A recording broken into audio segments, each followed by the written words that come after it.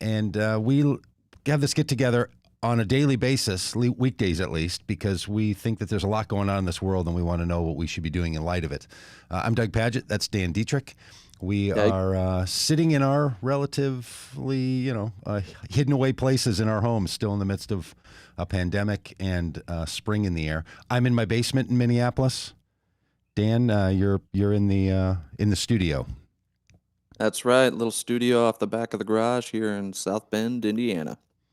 So let us know where you are, what you're doing. If you're watching on the live stream, tell us what part of the world you're in, where you're coming from, and what you're doing right now. And if you're somebody who connects to us just through the audio side of the podcast, send us a note over at info@Vote Common Good or podcast at Vote Common Good. And we'd love to know what you do and where you do it. Hey, and today it's an exciting day around here because we are going to talk about why it's important that we give a damn on the Vote Common Good podcast. And that's because Nick Laparra is our guest. Nick, great to have you with us, and congratulations on your fantastic podcast, Let's Give a Damn podcast. Thank you so much, Doug and Dan. I am so happy to be here. I truly, truly am excited about what y'all are doing and excited to contribute to this conversation here today and help people, hopefully at the end of this, give more damns, right? That's right. Yeah. Yeah. What I love about your podcast and your work, Nick, is it's very similar to what we're trying to do. We're trying to get people to care about others in its most basic form. So your podcast is for people who want to leave the planet a better place than we found it. I wonder if we could start with, how did your story lead you to this work? Maybe tell us a little bit about your story and how you ended up starting a podcast trying to inspire empathy for others. Yeah. So, I mean, it goes all the way back. People, when asked that question, usually start at different points, but I like to go all the way back because everything matters in my life. I believe that everything has brought me, to this place. So my dad was born in Guatemala, came to the U.S. as an immigrant when he was a kid, and lived here for most of his upbringing in his mid-30s. At that point, my parents had 6 or 7 kids. I'm one of 12 children. And they always wanted to have a ton of kids. They're not Catholic. They were just bored and like to have babies. And my dad decided to go back to Guatemala as an evangelical missionary. So when he was in his mid to late 30s and there were 6 or 7 kids, we moved back there. So I, at that point in my life, didn't really see the importance of being the child of an immigrant and what that meant and the kind of weight and responsibility that had, and all the struggles. And, right now, immigration and the conversation on refugees is very prominent, but back then it wasn't. We weren't talking about it. So we moved to Guatemala and I spent 10 years there. What part of Guatemala? Where in Guatemala? We lived right in the city. So I mean, literally in the heart of the city, hustle and bustle all around. Have you been, Doug? Well, I was just going to ask you, what zone did you live in? We lived in zone 11. Zone 11. So yeah, we spent a lot of time in Zone 13. Yeah, I've been nice. There. I've been going to Guatemala since 1988, 87, 88. Yeah. I adore it. Now, it was growing up there. So we moved there in the late 1990s, and it was very dangerous. I mean, very, very dangerous. So it was right when the Civil War was ending. And you would think that when a civil war ends, civil war between the government and the guerrillas, and you think that with the war ending, that violence would go away. It was already really violent. It actually got more intense for about 3 or 4 years because you had hundreds of thousands of, guerrillas that now, their way of making a living before was, looting and stealing and violence and the whole thing. They made a whole industry out of it. And now they didn't have that. So they're trying to come into the cities and get, start businesses and get jobs, and they weren't available. And so it got pretty intense there for a while. My parents ended up with 12 children. By halfway through our time in Guatemala, they had 12 kids. And I was convinced at that point that I was going to be, my dad was an evangelical, missionary and pastor. So I just figured that I would kind of become a pastor, become a missionary, do the same thing. I also didn't grow up in an environment that encouraged entrepreneurialism, didn't encourage us to go out and do things. It was literally like, you're going to end up doing what dad did. And I didn't actually discover the power of doing your own thing and being an entrepreneur until my late 20s, because no one told me about it. It was just ministry is the thing that you're going to do. So when I graduated from high school, I joined a traveling adult choir. I know that's super weird, but I did. We were a very music focused family, and I kind of knew what I wanted to go to college for, but not quite. And so this opportunity came up, and it was supposed to be a 1-year thing. I've always been prone to, wherever I go, I get put in positions of leadership. I'm an extrovert, and I just get out there and take charge. If no one's taking charge, I'm going to get things moving, right? And so I did there as well. I just showed up, and there were pockets of leadership that hadn't been filled. So it was supposed to be a 1-year thing, and it turned into 6 years. And what was this choir? I hesitate on telling you because it's incredibly embarrassing, because some people are going to go find videos and stuff like that. No, it's called Encounter Revival Ministries. I disagree with almost everything that they're about. A very conservative fundamentalist organization, but I learned so many incredible and valuable lessons there, right? In leadership, things that I still, benefit from today. And I also love that I stayed there 5-6 years, which I didn't plan on it, because met my wife there. And so she joined the choir as a first soprano. And so I was her boss, and she was my employee technically, because at that point I was, one of the directors. And it was a weird dynamic, but we ended up dating, getting engaged. We got married. And so I'm telling a lot of the story right now. I wonder if I should skip this next part and get to what you asked for, Dan, or do you want me to just keep going with the story? Oh, keep going. This is just getting better by the minute. Yeah. Okay. So at that point, someone handed me, in my 5th year as a part of this organization, someone handed me a copy of Don't Waste Your Life by John Piper. And I had never heard of this John Piper character, but I liked the title, like Don't Waste Your Life. I was all about that. As someone who was sort of even not an entrepreneur yet and not a seasoned leader, I was always like maximizing every opportunity that I had, trying to make the most of it. So Don't Waste Your Life. Cool. I'm all about that. Loved the book, got super into it, read it cover to cover in like a day, and then started consuming all this other John Piper stuff. And so then when my wife and we got married, and then we left that organization and moved to Minnesota, moved to Doug's backyard. And we moved there I'd never been to Minneapolis, and we never saw the place we're moving into. Some friends of ours kind of rented it for us on our behalf, and we were just going. We had no idea. I literally had, I kid you not, $600 in the bank. Was starting school at Bethlehem College and Seminary that next week, and we just moved. And did the thing, and got really involved in that setting. You guys. I was leading worship at the church, leading music at the church. I eventually got a job at Desiring God. They were sort of talking to me about becoming one of their next church planters there. And, we were talking before we got on the camp, before this thing started recording, Doug, that you came up often in John Piper conversations, in Bethlehem Baptist Church conversations, as someone to stay the hell away from, right? Doug is bad news. He's doing all these heretical things over there. And so it's interesting now, 11 years later, 12 years later, coming full circle. And now we're hanging out on this podcast. But and here we are chit-chatting. It's like we are hanging out with with the Guatemala guerrillas. That's right. We've made peace. We have made peace. And so spent 4 years there.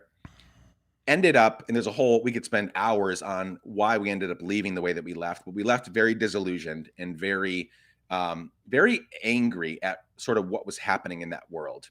I'll boil it down to this. At that point, I was very confused about what I believed and why I believed it. But I was for sure of one thing. Like Jesus said, love your neighbor, love your enemy, right? That's what it all boiled down to. Love God and love your neighbor, right? And there's all these extra things that they were putting on it. And I was bothered that in that environment, I was seeing so many people learn Greek and Hebrew and take all these classes and get all their PhDs, but nothing was happening in the city of Minneapolis. There were no real, I shouldn't say nothing. That's too far, but there was no significant traction in being who Jesus called us to be to all of those people that lived around us, our neighbors, right? So left there very disillusioned, and we moved to Tacoma, Washington, to be part of another group called Soma. And Soma was attractive to us at that point because it was very much like they were saying the Sunday gathering doesn't, the Sunday worship service doesn't matter as much. It's about going out there and like being with people, like throw parties and hang out with people and, quote unquote, go where all the sinners are, like hang out with them, right? That's the way of Jesus. So we were very attracted to that. And we moved out there, and I was part of that organization at a leadership level, both the church and the nonprofit, similar to how it was in Minneapolis with Bethlehem. And spent 4 years there. It was really great. But then what I ended up seeing was another problem in what was going on, which was they said they didn't care so much about the Sunday worship service, but they actually did. And there was a lot of emphasis on it. Plus, they were asking people to go out and spend hours and hours and hours and hours making disciples out there, right? Like run your own groups, take care of people, all these different things. And so you had people that were working two, three jobs just to get by, right? They have families, they have kids, they have bills, student loans, the whole thing. And then this organization is saying, show up on Sunday. We need you to volunteer, set up, tear down. We meet in the school. So there's a lot of set up and tear down, all this work on Sunday. Plus you got to run your own in the nursery.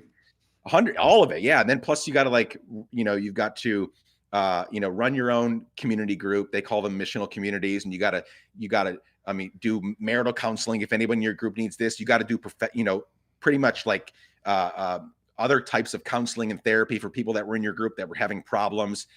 And so I went from one group that was burning themselves out, learning Greek and Hebrew and taking all these classes and learning how to exegete this, that, and the other. And now we have a group that was burning themselves out, trying to be everything to everyone. And man, we got tight. I got burnt out again. And I was like, what is going on? This can't be what it's all about. Right. Yeah. Nick, that's really interesting. I just want to inject this. Please do. There are reasons why people, from that religious tribe would say about people like me and others that we don't fit their Christianity, right? Because the way we talk about Jesus and the way we talk about humanity and some of the content. But I'll tell you, the biggest pushback that I have ever gotten especially when talking to church leaders, is to say, look, ministry should not be hazardous to your health. And Jesus teaches that we are not to sacrifice one another for some good. Like the sacrificial narrative, we shouldn't be about it. We should make sure that people's emotional, spiritual, physical health is always of preeminent concern.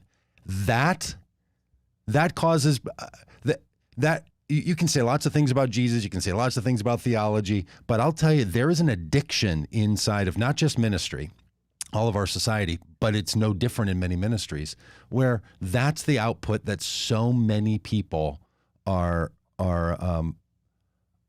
living in, right? They like live in a way where it seems like the more you sacrifice, somehow the better this thing is. The better it's going. And so I applaud you for recognizing it, noticing it, and I'm sure you raised it. I'm sure you brought it up to people and said, hey, this really isn't the way that this ought to go.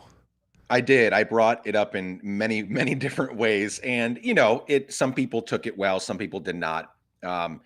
What you just said made me think of, there's no proper attribution that I can find for this quote. Many attribute it to Richard Halverson, chaplain of the U.S. Senate back in the 60s or whenever it was, 60s, 70s, whenever it was. But he said this about the church. He said, in the beginning, the church was a fellowship of men and women centering on the living Christ. Then the church moved to Greece, where it became a philosophy. Then it moved to Rome, where it became an institution. Next, it moved to Europe, where it became a culture. And finally, it moved to America, where it became an enterprise. I mean, if that doesn't, right. So what you have is various different takes on becoming an enterprise. You have the big, which this wasn't the case with Piper in Bethlehem. They weren't trying to be this big fancy mega church, no smoke and lights and all that. They were the opposite. It was very plain. It was very simple, right? But you have the big mega churches, right? The big stages and the music and the smoke and, hundreds of volunteers and all these things. Then you have still the same version of that, but like a light version, right? Where it's like no smoke and stuff like that, but you're still doing the same thing. You're still building an enterprise. And then you have other places. And I love people at all of these different levels, right? Like I want to make it clear that I don't hate I'm actually very sad with what's happening in evangelicalism. I don't hate it. I understand how they got there. I understand why it's attractive. I don't hate these people, but I am so utterly sad that they see this as a tangible they see this as a long-term solution to showing people who and what Jesus is, right? It's not. It's burning people out left and right. And so you just have various takes on turning this into an institution, right? Or an enterprise rather. So then I left. So we left Tacoma and moved to where we live now, Nashville, Tennessee. The move here was not because we want to be in Nashville at all. 4 years later, we still have no desire to be here, and we're leaving soon. Thank God. It's a different. Are you working for the Chamber of Commerce while you're there? Are you one of the guys pitching for the city and the tourism board? No, I never imagined myself living in the South in any way. Again, nothing against the South. This is just not home. Like nothing culturally, geographically, none of it's home to us. We moved here to be closer to family. Both of our families, my wife's and my family, over the years, they've moved to North Carolina and Tennessee. So we'd always been, plane trips away from them. Let's move closer to them for a little bit. I've got 3 kids. We've got 3 kids. They're 6, 7, and 8. Let's get them around their grandparents and aunts and uncles and all that for a little bit. But when we moved here, I had a friend. So when we were leaving Tacoma, Washington and getting rid of all of our stuff, we had thousands of books, just books everywhere, all piled up all over the house. We love books. And we were figuring out which ones we're going to take and which ones we're going to leave. We were selling pretty much everything. And when I say everything, I mean, I did a whole TEDx talk a couple of years ago on how we left there, gave away and sold everything. And we left Tacoma with only what we could fit in the back of our minivan. That was it. Like that was our entire life's possessions. And I spent the better part of 2 years living out of a duffel bag. And so I was getting rid of all my books. And I was like, who am I going to keep? Like my wife and I gave each other one tub, like could fit around 100 books. Like this is all we're taking. And as I pulled books off the shelf, I was thinking, who am I wanting to take and who am I not wanting to take? And I ended up taking a lot of Catholics and Anglicans with me and left everybody else. Because I started to, at that point, 4 years ago, we had 3 little kids. I was figuring out, how do we want to raise our children? We're not sure how we feel about being in this thing called Christianity, right? And this is pre-Trump, right? So this is pre even feeling more, having bigger feelings about that idea. But back then, we're like, we're trying to raise our kids into something that we're still figuring out. So how do we do that? How do we give them space to grow and ask questions and all that?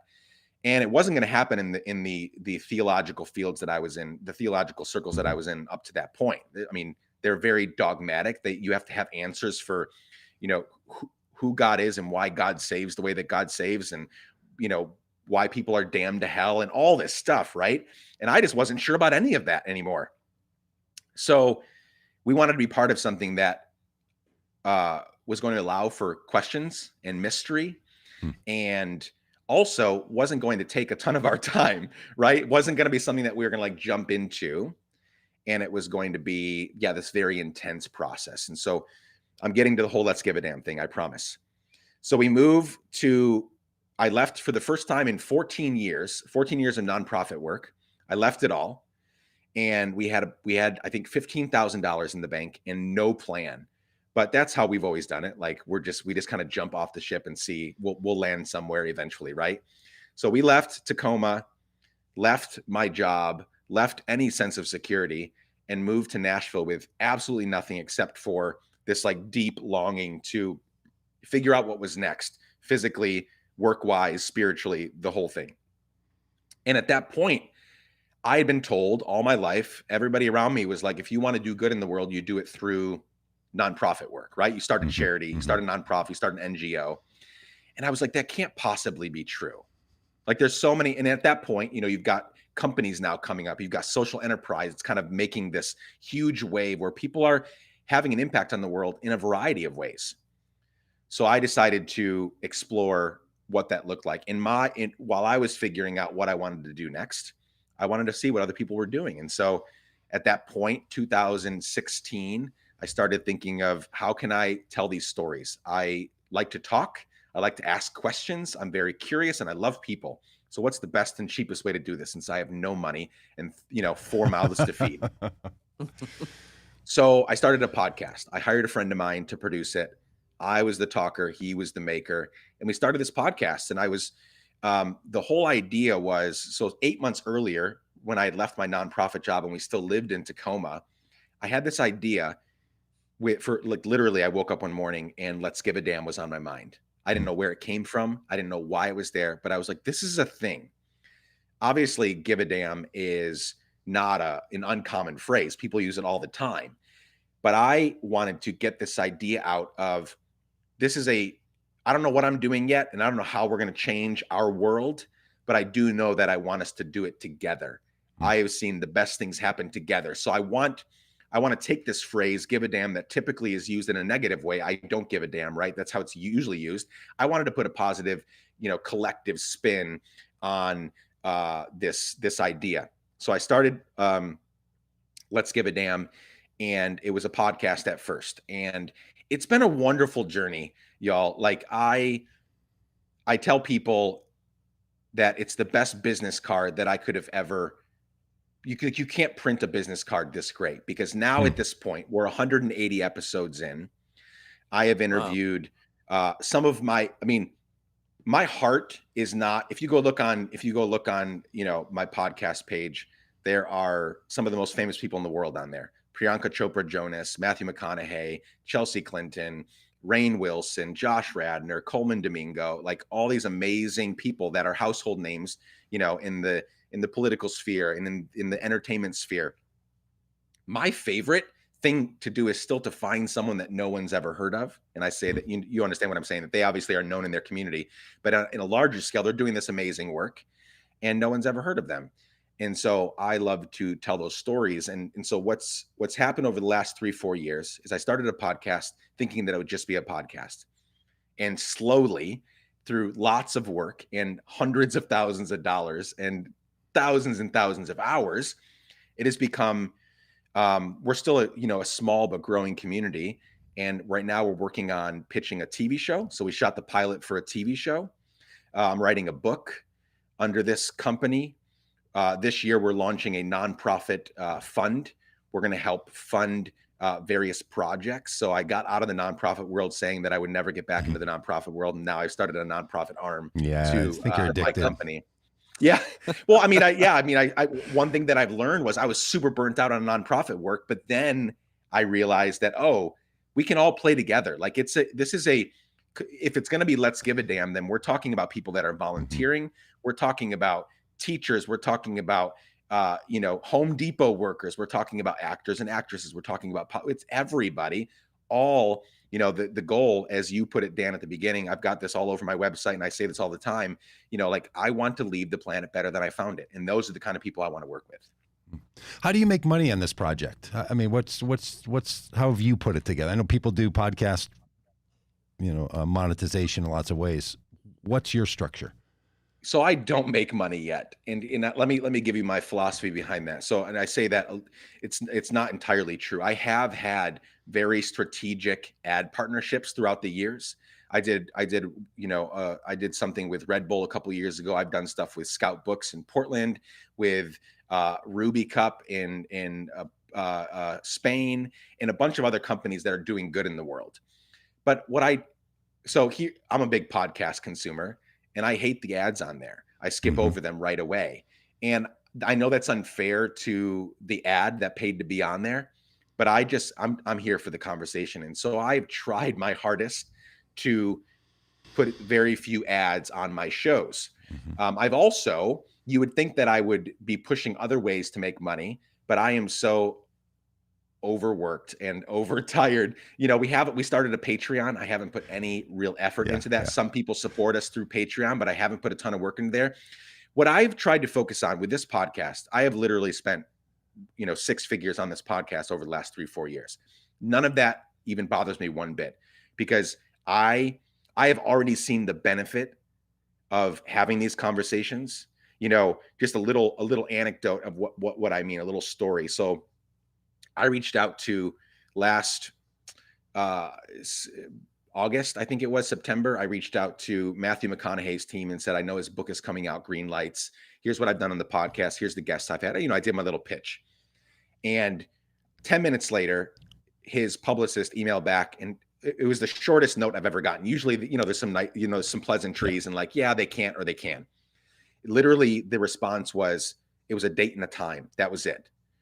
And I responded right away, yes, I can do that time. I didn't even know if I could, but I was going to cancel anything I could do that. It's Matthew McConaughey. And then, after that show was, came out and, people listened to it and there was a lot of great feedback.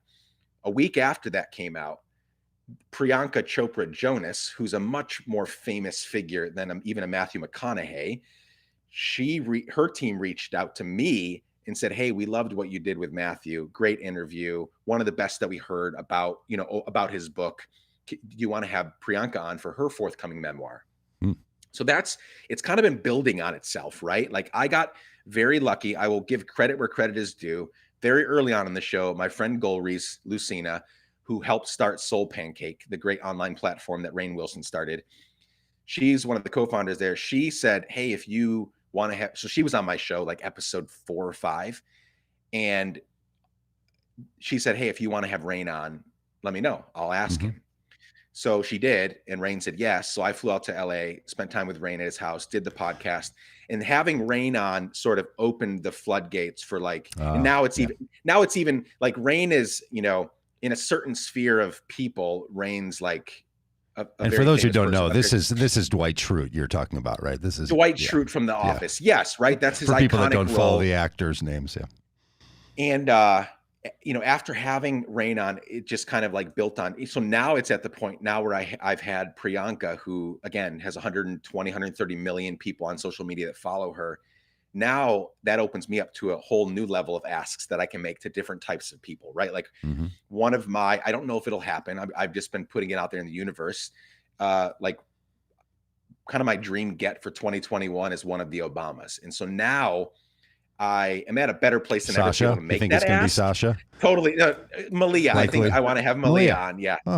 And so now I'm set up to kind of do that in a better way. I say all that to say this. I have tried to withhold monetizing this because I believe that the longer I can hold out. Now, I also think that I've been foolish and I could have monetized along the way.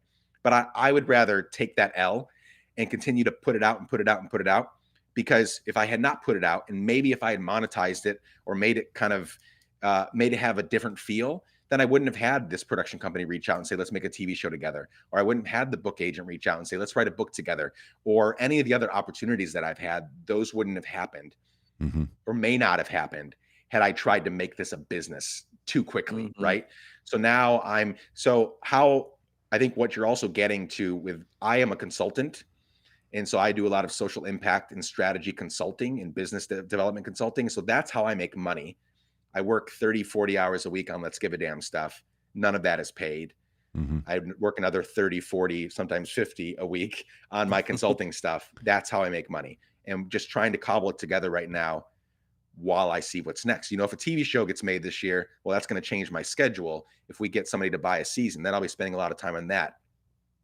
If I can ever finish this book proposal for my agent, well, then I'll get an advance and I can like take some time to write that, right? Because she's been so patient and waiting for that for months.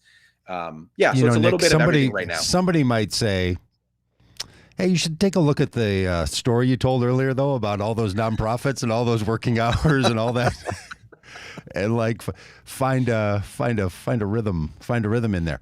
But on the other hand, there's a difference between hard work and being sacrificed, and somewhere you feel the difference, right? Somewhere you feel that I'm an ultra distance runner. currently injured, but I'm never going to give up that notion of myself. Like I want to run 100-mile race, right? That is taxing and overwhelming and so far and so long. And who wants to run for 26 hours? That kind of thing. Well, I do. But it's different than being forced to walk 10 miles, right? Yep. And some people find themselves in situations where they don't know if it's joy and if it's love. I was leaving a conference one time early in the morning to go run at like 5:30, and somebody was up in the lobby and this retreat center. And they said, "Oh man, you're up early. You are really dedicated to running." And just without thinking about it, I said, "I don't know if I'm dedicated. I think I'm just in love. I just love to do it."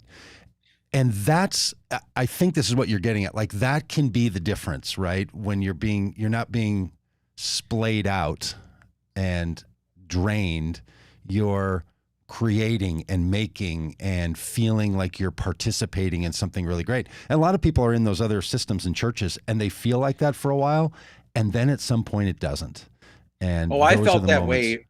Yeah, I felt that way for the first season of every organization that I was with, right? Like this is so exciting. I mean, for some people listening, they'll know what that feeling, because they'll hear me say, like, I got to work with John Piper, like I knew him. I have his cell phone number, like, like that close.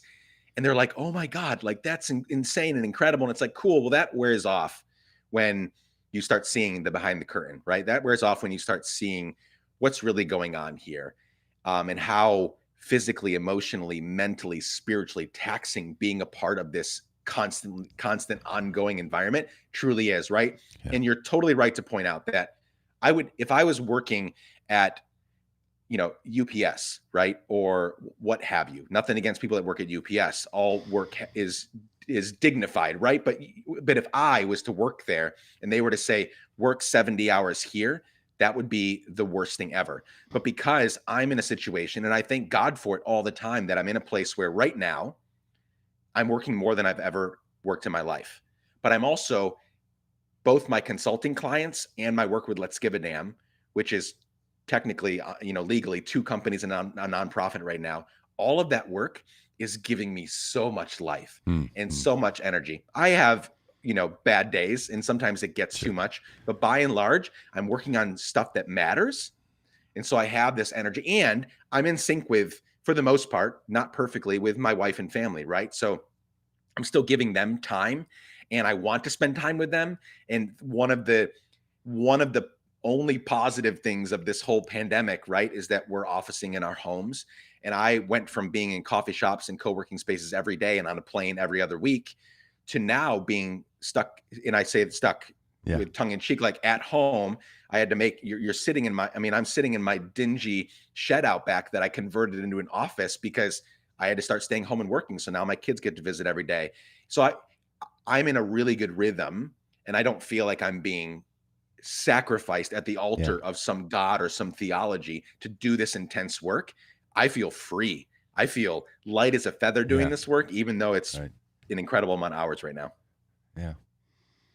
That's awesome. Hey, I'm curious. This year has been wild for everyone, and it feels like it's been just negative news overload. What are some of the stories, maybe from your podcast, that have inspired you or given you life through this season? Maybe some highlights for people to dig into. Yeah. So there's a few. So right before the pandemic started, I interviewed a wonderful human named Justin Jones. He lives here in Nashville. He was running for Senate, young guy, like 20, 25, 26. Was running for Senate back then. Has soon after I interviewed him, he left the race. But when the pandemic hit, and then George Floyd was publicly lynched in front of all of us, last May, and the Black Lives Matter movement kind of surged all over the U.S. My friend Justin Jones led a 62-day stay-in at our state capitol here in Nashville. 24 hours a day, there was a group of people there for 62 days. Several hundred of them were arrested. Justin was arrested 6-7 times. In fact, still today in March of this year, he is still potentially facing charges. They've still not gone to court for those 6-7 arrests. They were 100% peaceful. In fact, the state troopers were violent all throughout. I was there. I was almost arrested once.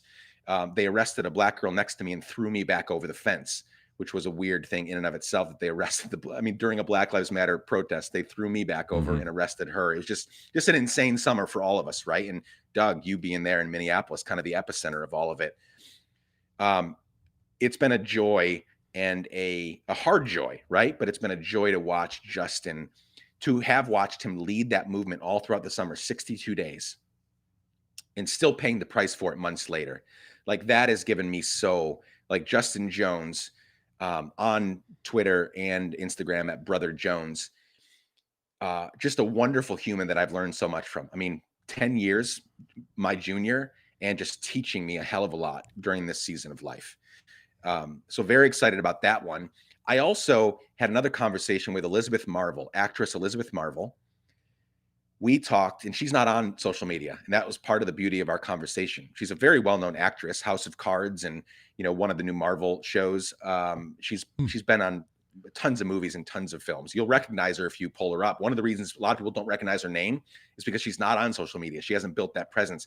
And we had the most life-giving conversation about choosing. You can still be an activist. You can still give a damn. You can still change your world and not participate in this social media, internet craziness that we've created, right? That is some good, right? We're doing something good on Al Gore's internet right now, but there's, for every good thing, there are 99. Oh, I like that. For every one good thing put out on the internet, there's 99 bad things that are ruining our mental health and just exhausting us. And I loved that. I came away from that conversation with so much to think about.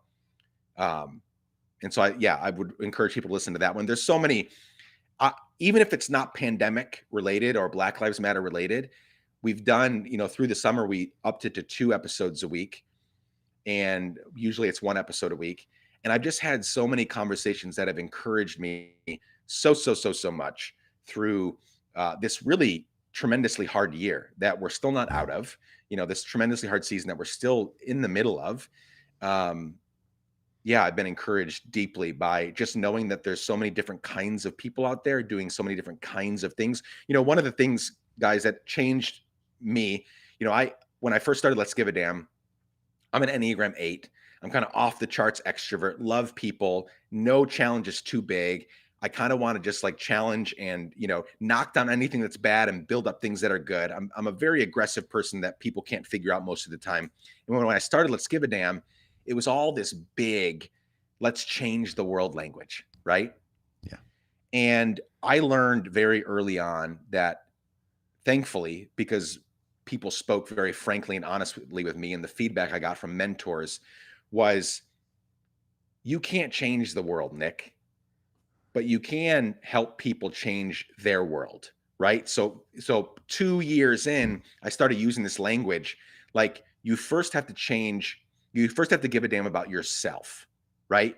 Give a damn about yourself. If your mental, physical, emotional, spiritual well-being is not healthy, you're going to suck at everything that you do, and you're going to end up hurting people. Then you give it the tier, kind of the next circle, the next tier is give a damn about each other. Those are your people. Those are your neighbors, your friends, your family, the people that are going to pour into you, and you're going to pour into them on an ongoing basis. If that community is healthy, and only then go on to the third tier, which is give a damn about your greater community in the world. Because if you skip 1 and 2 and just start going out there with this impossible task of changing the world, yes, right, you're going to last 6 months. You're going to fall over and not be able to work anymore. But if you do it in this kind of tiered, slow, methodical, I want to be around for the long-term way, you could be giving a damn from now until your dying breath in a very balanced way that isn't hurting you. It isn't hurting other people. Yeah. I saw this. There was a movie that came out 3 years ago or so that very briefly in theaters. It was called Paul, Apostle of Christ, right? So it's one of these kind of Bible movies. I don't know if there was sort of a range. This one was not put together by a ministry group trying to advocate. It was by a guy whose backgrounds are similar to, I think, both of yours. Grew up in a religious environment, always was sort of concerned about this, became a filmmaker, thought about the stories of the Bible and wanted to tell them more honestly. So he tells this sort of fictionalized version of the Apostle Paul, right? So Paul's in jail writing these letters, and it centers around people nerding out here, don't know this stuff. In the book of Acts, there's a couple of characters, a husband and wife team named Priscilla and Aquila, women leadership. And in this, Priscilla, they're kind of telling the story of all the people who would be outraged by what's going on with Paul's arrest in Rome and all this stuff, right? So Priscilla's meeting with these young men who basically want to take up arms, right? And she's like, look, the master taught us the way, referring to Jesus. The master taught us the way. And then this person says some line, which I know I asked the filmmaker, I interviewed him. I said, you have the young men saying, we have to change this world. And Priscilla says, we are not called to change the world. We are called to love the world and to bring out the very best that is in the world. Right. And he sort of argued similar to what you were, which is there's a sense in which if you start with change the world narrative, it kind of roots you in a place of opposition to and critique of. And look, there's a lot of things. I mean, our whole project and work is around trying to make sure that some damage is undone and rights are wronged and all that. But the orientation of a person, whether you're full of love or not, and you can be very loving, but also be very oppositional to the world and people and things that are going on, and just feel that anger and that rage. And I think there's something about our human impulse that just does better when we're raged up, right? There's something that drives us. And it's kind of a cheap high, right? You think about King saying something like, I've given up. I've chosen love because hate is too big of a burden to carry. That kind of like spiritual insight, which I think is something about what you're getting after, that our relationship as change agents or as people in the world, that takes a level of maturity actually to get to a place where you can, give a damn and organize your life in a way that will work toward those different outcomes. And I 100% agree with what you're saying. I have not nearly arrived. Many people would still look at a lot of the things that I post. If anyone is curious about who I am and what I'm doing, proceed with caution, because my Instagram and Twitter feed are not as censored as this. I spend a lot of time, and I know this is wrong, I'm going to admit it right up front, but I spend a lot of my time angry about the things that are happening in the world. I'm just angry, and I get upset that certain people can stay in leadership and can stay in the spotlight despite the horrible things they've said and done. And we keep giving them attention, and I give them attention in an effort to kind of like pound them into the ground verbally on Twitter. I'm just spreading it some more, right? And so but when I think about the people that have left a lasting impact on my life, that have truly changed something much bigger than themselves, people whose work has outlived them, right? Continued growing well after they're dead. It's nobody like me, or nobody like the worst version of me, that gets upset about things. It is people that in a healthy way see the problem, and like Aquila and Priscilla said, we're not called to change the world, we're called to love the world. Like love, like real holistic love, which is hard, which is good, it feels bad, it's all the stuff, right? That's going to bring lasting change. This constantly being angry, this constant outrage. I was thinking the other day, like this is the best time in history ever to be alive, right? Like we have figured out so many things. There are fewer people dying from diseases. There are fewer, like, even though we're seeing it in front of us in real time, right? All the time, like there are fewer, racist acts against people of color. There's fewer everything by and large. Maybe I'm missing a category or two, but basically we're in the best time ever. And yet we're more outraged than ever. Why? Because we know more about it. We're constantly on these apps looking at all the news. I mean, last night, my entire Twitter feed was all about, and rightly so. I'm not saying it was bad, but it was the whole Meghan Markle, Harry, Oprah, right? Oprah interview, where Meghan was spilling the tea, right, on all the terrible things that she's experienced, while in the few years she's been part of the royal family. Like, there's such this mechanism that has been built to just create this outrage. And that is not long-term how we make lasting change. The people that I admire the most, living and dead, are those that take this patient, slow. I'll give you one example. One of my heroes is, we're part of a small Anglican parish here in Nashville. And my priest does not care at all about people knowing who he is and what he does. Like, he doesn't have a social media following. He could. He is an excellent communicator. He is a wonderful human who has elevated women to leadership in all areas of our little church, who is so inclusive and loving and generous. And he doesn't care that no one knows who he is. One of the measured approaches so this past year, when everybody was on Twitter saying, if your church and your pastor and your this isn't talking about Black Lives Matter every single Sunday from the pulpit, then leave that church right away, which I get the sentiment. Again, we've had some very horrible things happen this past year. But our little church took a different approach. Because of no social media presence, there was nothing said publicly. Many of the people in our church didn't attend marches. Here's what we did do. We started a reparations initiative where we were going to raise money and pay off the student loans for Black therapists so they could get to work quicker and take care of the people in their community. That, to me, is way more impactful than showing up to a march, screaming this, that, and the other, and then going home and nothing changing, which is what happened by and large to the tens of thousands, hundreds of thousands of people that attended marches. It was mostly, let me show up on, for my Instagram picture or whatever. I was there, I did the march, but then nothing changed after that. I love these sort of like slow, measured, loving, kind approaches to changing. It works. It really does. And I'm getting there slowly but surely. Yeah, look, that's the great phrase. We're all beginners at love, and love is not the easy path. It's not like, you can either be outraged or you can like sit back and enjoy life and love everybody. This is the conflict that a lot of us feel, right? How do you go about engaging in the world to bring out the very best of what there is in all of us, in our society?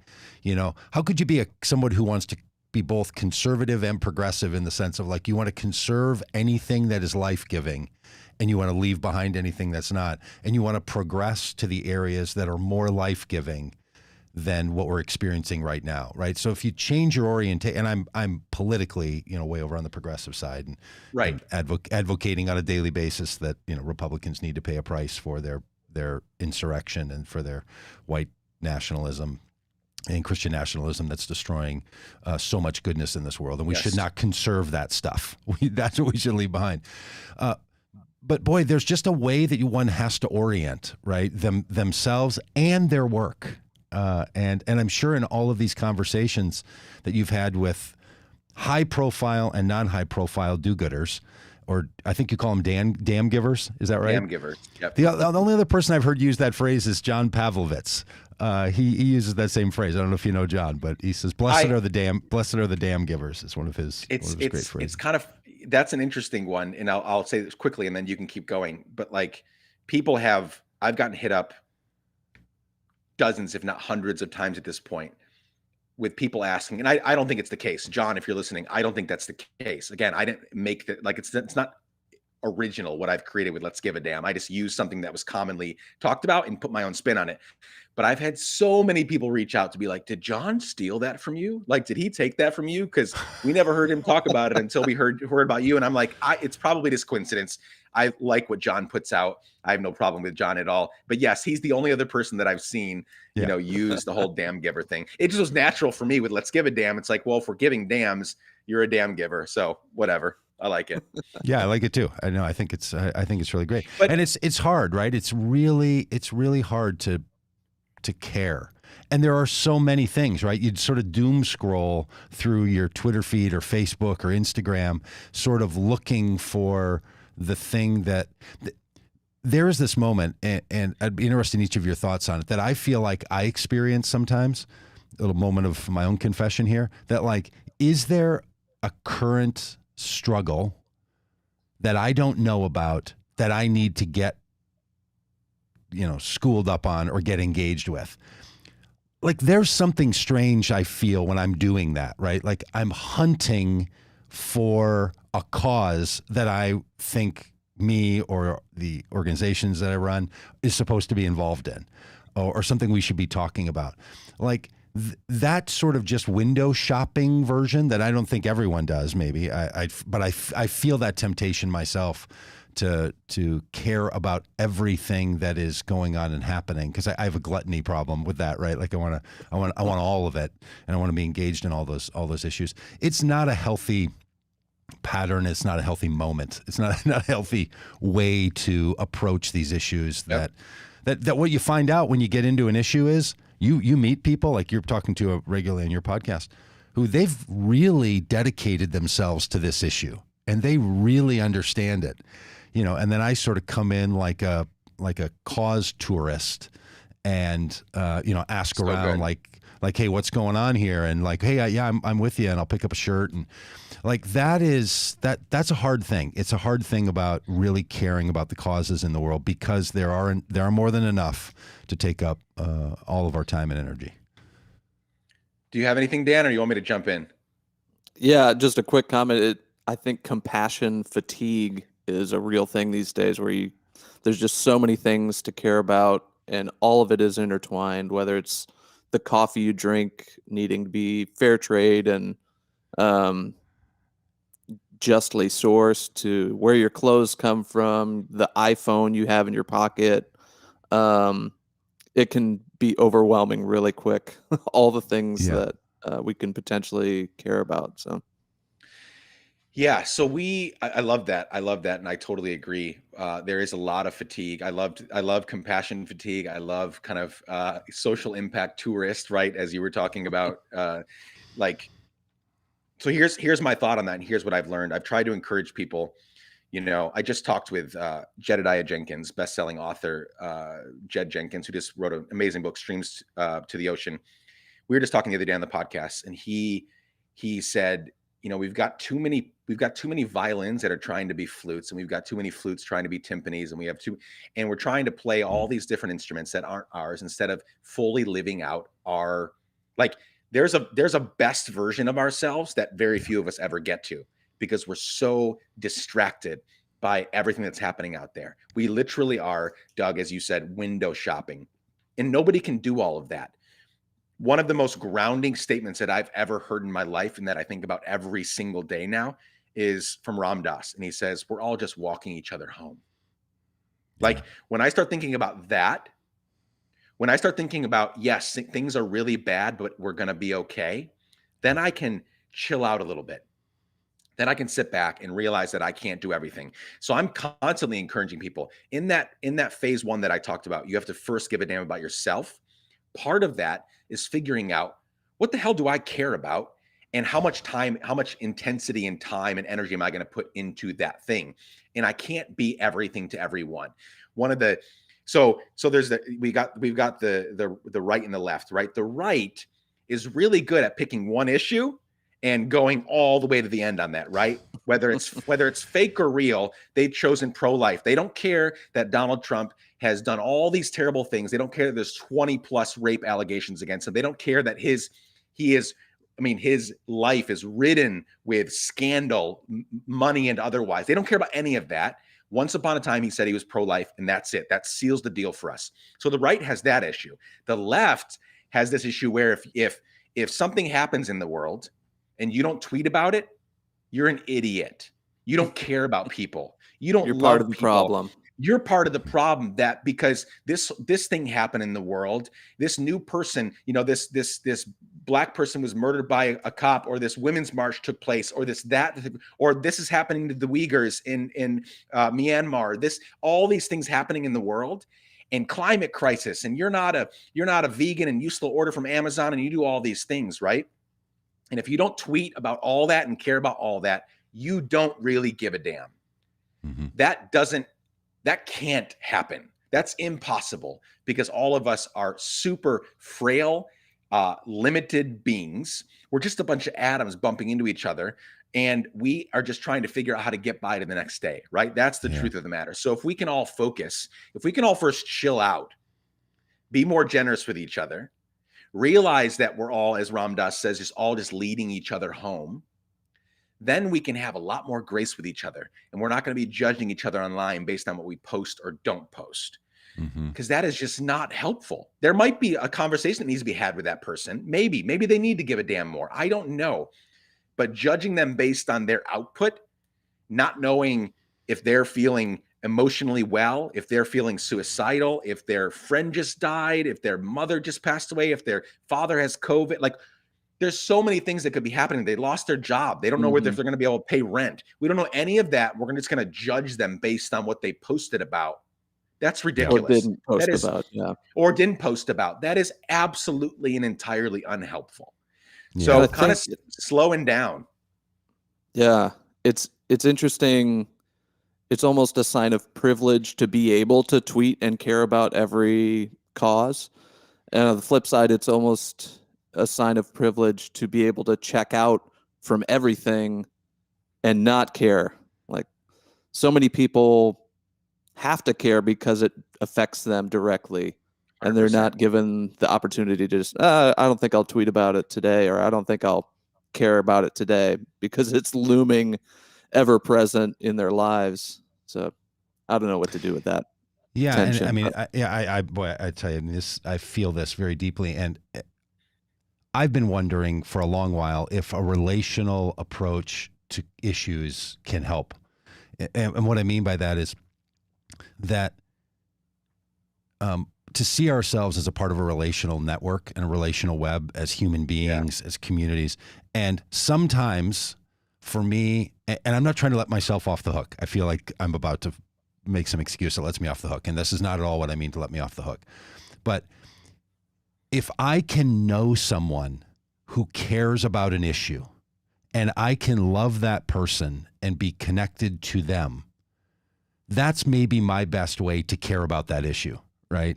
Like, because people care so deeply about so many things. And I'm sure, Nick, this is what you're finding on your podcast. Everywhere you turn, people are doing really great stuff, right? Whether they're school 100%. Teachers or, I mean, just, it's not newsworthy because it's so common that people do good. Like we just have a weird thing in our world where we think that most people, and maybe it's from the theologies that some people were taught, including the people you used to hang around with, that just sort of starts with everybody's broken and doing evil wherever they can, and occasionally we get a bright spot. And I think it's more the opposite of that, right?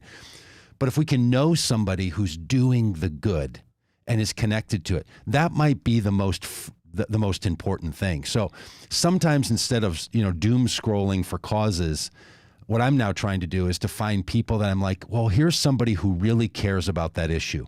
I'm going to follow them. I'm going to listen to them. I'm going to reach out to them.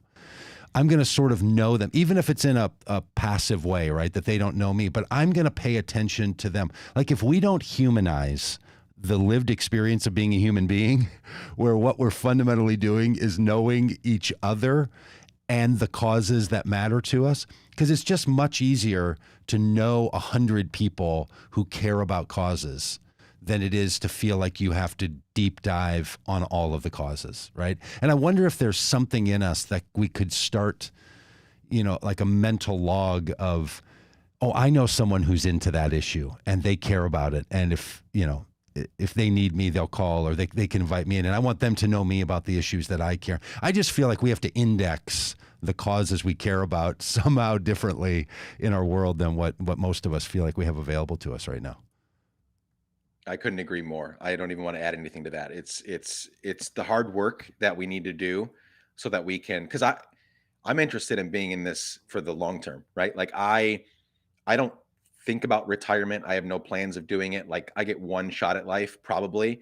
And who knows if reincarnation's real, whatever. But like, I get one shot at this.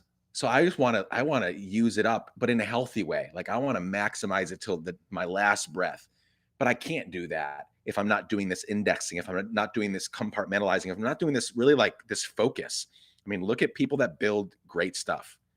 Almost 100% of the time, it was not created out of chaos. Sometimes people fall into something and it happens and it grows and it blows up. But most of the time, even if that happens, this kind of viral thing or whatever, it doesn't last a long time because you didn't have the maturity, the structure in place to support it. But if we can take this like slow, measured approach at quote unquote changing the world, then we can actually get stuff done in the long term. And that's what I'm interested in, is like creating people, or helping people, not creating people, helping people create sort of habits in their lives and systems and structures that will help them be in this for the long term. That's my goal. Well, man, what a privilege it is to talk to you while you're in pursuit of that goal. Really great. Likewise. This was super fun. Thanks for being a part of all of this. Obviously, people can just look up your name, Nick Laparra, or they can look at Let's Give a Damn, and it's all over the place. So it's you can just Google it, and it's the first stuff that shows up. I'm in transition with my website, even like you showed some of the website and even the episode page, and it's super like this is not up to date because I've been pushing people to. If you type in "Let's Give a Damn.fm," that'll take you right to the podcast on Anchor. That's where all the podcast episodes live. I'm currently figuring out how the websites work together and all that. But yeah, if you just Google it, find us on all the social media platforms. We'd love for you to listen, love to interact with you. Lots of great conversations to come.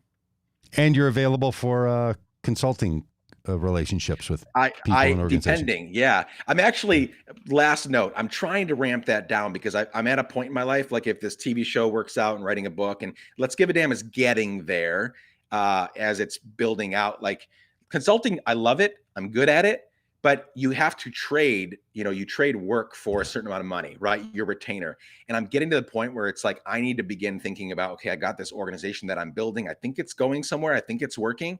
How do I not make money in my sleep? Because I don't like that idea, but like, how do I create things that begin working on their own versus me having to show up to consult for this big zero COVID project or this other book company in Portland? Like I have to show up and give work in exchange for a retainer, right?